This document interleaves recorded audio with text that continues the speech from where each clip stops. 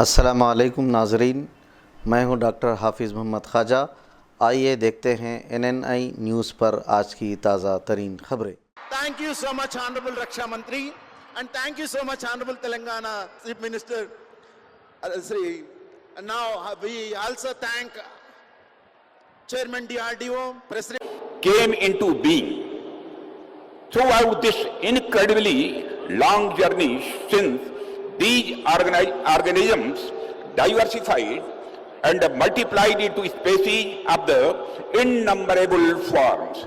There is a general agreement among scholars that the modern human being arrived around 70,000 years ago. These were times when population was very less and land, forests, rivers, rocks in abundance. Man was a hunter or a gatherer of what the nature had endowed the earth with. People had all the resources on earth and very little requirement. But the scene changes around 12,000 years back. When agricultural revolution takes place, people back then took the first step to sow, nurture, and harvest. In the process, they got tied to a specific piece of land. They settled. They formed small villages near their farmlands and domesticated certain animals too. This continued for a long time. When nothing changed much, history remained almost static. What changed was the space, which earlier covered vast expanse of land. As gatherer hunter contracted to the village and the farm up surrounding it. Friends, then about 5 years or so back, the scientific and industrial revolution happened. This further restricted the life largely to towns and cities, where new industries were coming up. With this, life contracted to further limited space. This was a phase of unprecedented material development through scientific and industrial discoveries and inventions. Life changed forever, and we are all products of these scientific discoveries and innovations. Friends, we have not stopped there. What we were witnessing for some 2 or 3 decades in another phase of the human development is the technological revolution. In a mind-boggling phase of the scientific and the technological development, we are now witnessing every day transformative scientific innovations which are influencing our lives in unprecedented ways. The shrinking human space I was talking about just now has in many important aspects ceased to exist now. Today, we are living in cyberspace, working on a cloud, talking to intelligent machines. The physical is getting miniaturized and virtually expanding like the universe. Life has virtually shrunk to a mobile handset. Friends, India was no exception to this development. In fact, it will not be a hyperbole to say that the first nation to have cultivated science was India, our country.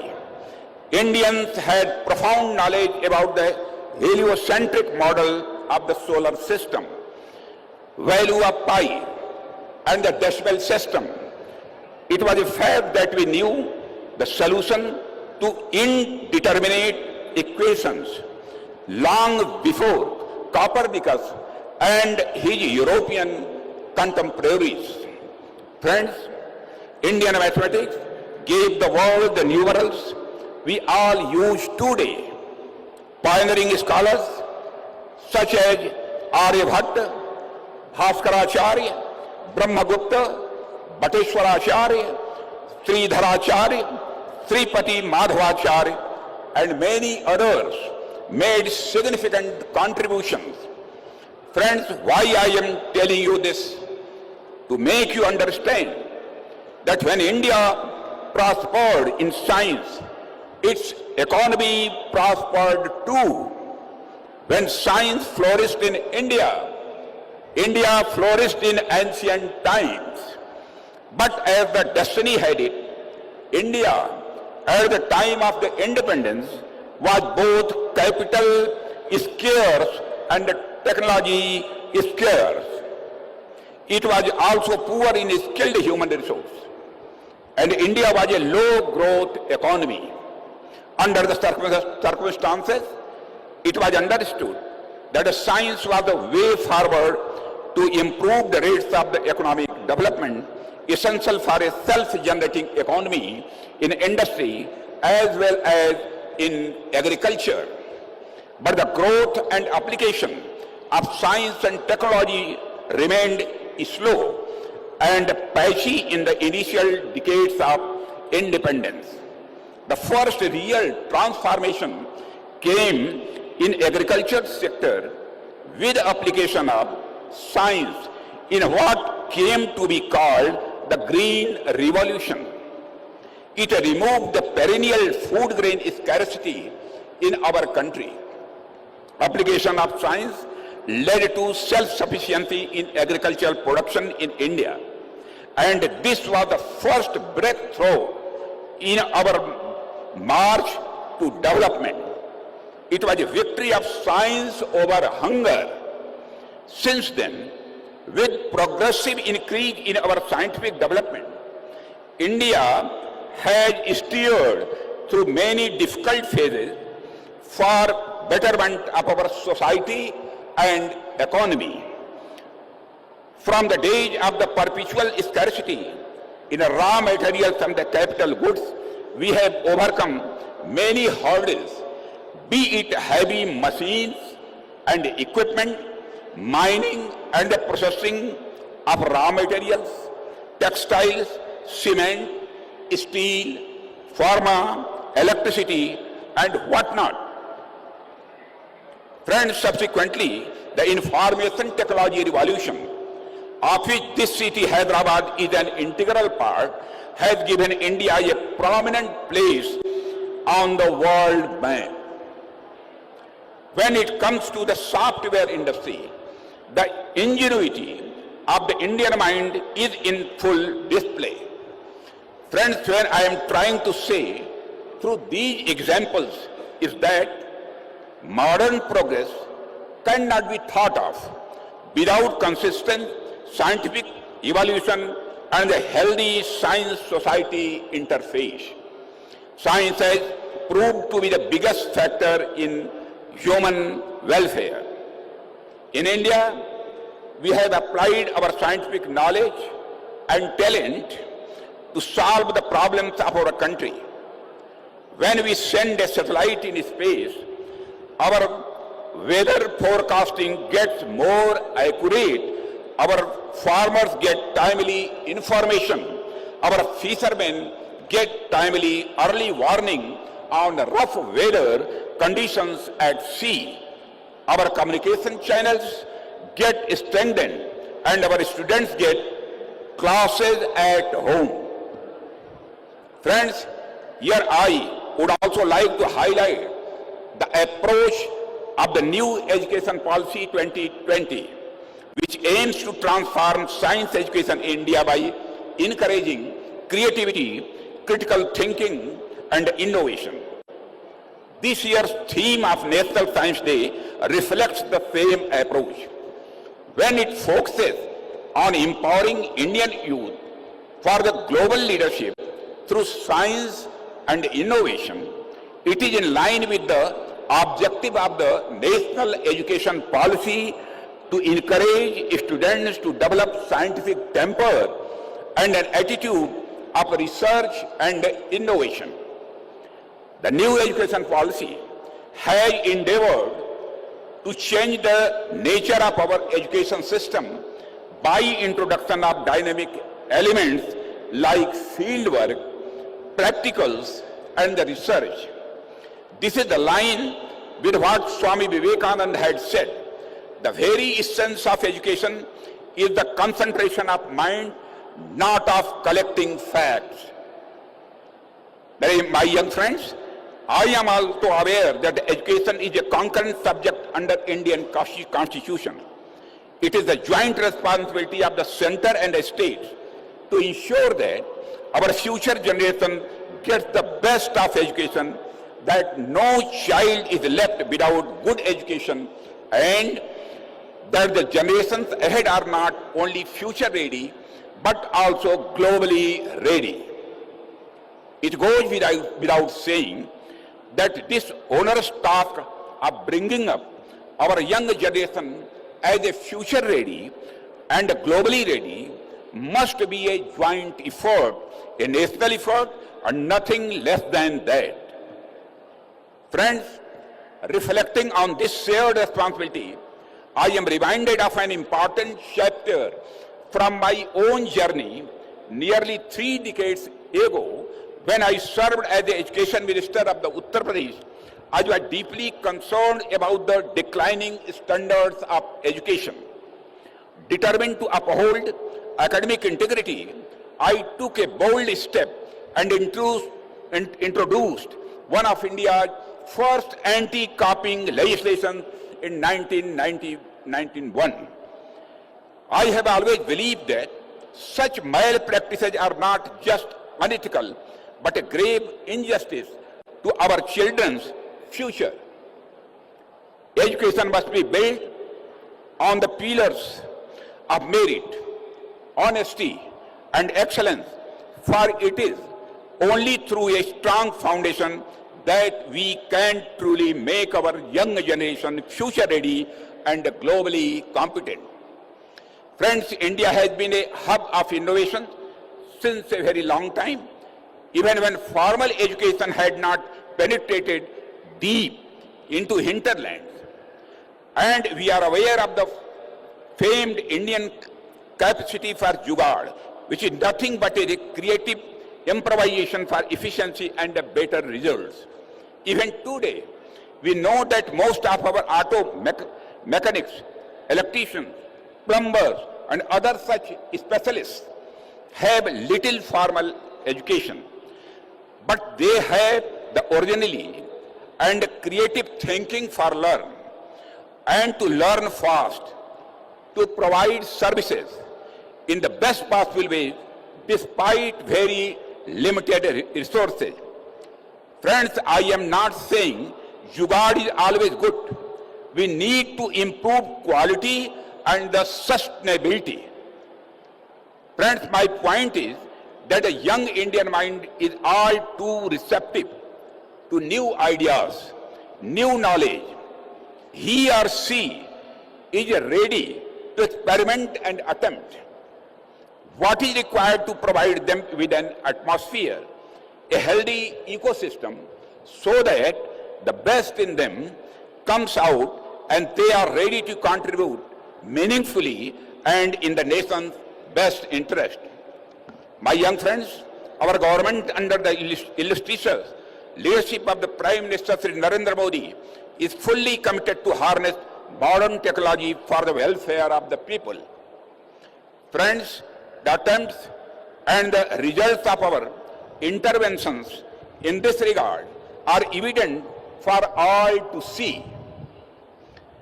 You are all aware that JAM, Jan Dhan Aadhaar Mobile Trinity, has revolutionized the transfer of entitlements to eligible categories by removing leakages and bringing about efficiency.